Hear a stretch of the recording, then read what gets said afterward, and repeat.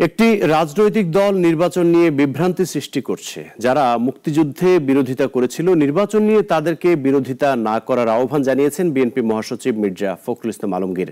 জাতীয় প্রেস ক্লাবে এক অনুষ্ঠানে তিনি এসব কথা বলেন। দেশের বর্তমান সংকট সরকার এবং জাতীয় ঐক্যমত্য কমিশন সৃষ্টি করেছে বলেও জানান তিনি। বিস্তারিত রাশেদুল কাদেরের রিপোর্টে।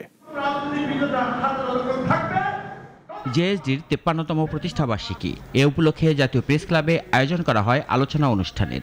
বিএনপি সহ বিভিন্ন রাজনৈতিক দলের শীর্ষ নেতারা এতে অংশ নেন। আমাদের লড়াই কিন্তু চলবে, আমাদের লড়াই চলবে।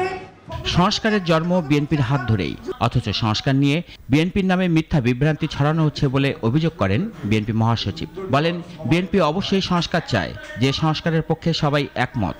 আস্থা যে আমরা রেখেছিলাম, সেই আস্থাটা বিশ্বাসযোগ্যতা এখানে বিশ্বাসঘাতকতা করেছে।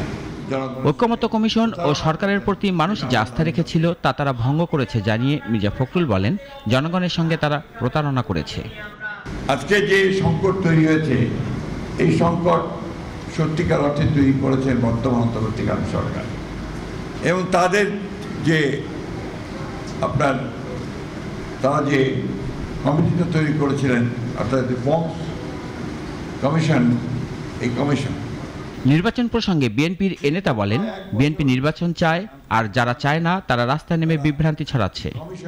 আজকে যারা এই নিয়ে গোলমাল করছেন, রাস্তায় নেমেছেন, তাদেরকে অনুরোধ করব, দয়া করে জনগণকে অনেক বিভ্রান্ত করেছেন,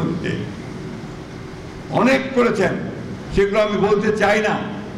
এক সময় আপনারা এই দেশের সকল মানুষের চাহিদা ছিল পাকিস্তান স্বাধীন হয়ে, আপনারা সেটার বিরোধিতা করেছেন। 1971 সালে মুক্তিযুদ্ধের বিরোধিতা করেছেন। আজকে দয়া করে জনগণ যে নির্বাচন চায়, সেই নির্বাচনের বিরোধিতা করবেন না। নির্বাচনের আগে গণভোটের আর সুযোগ নেই। জাতীয় নির্বাচনের দিনেই গণভোট হতে হবে জানিয়ে বিএনপি মহাসচিব বলেন, একটি মহল নির্বাচন বানচালের নানা ষড়যন্ত্র করছে।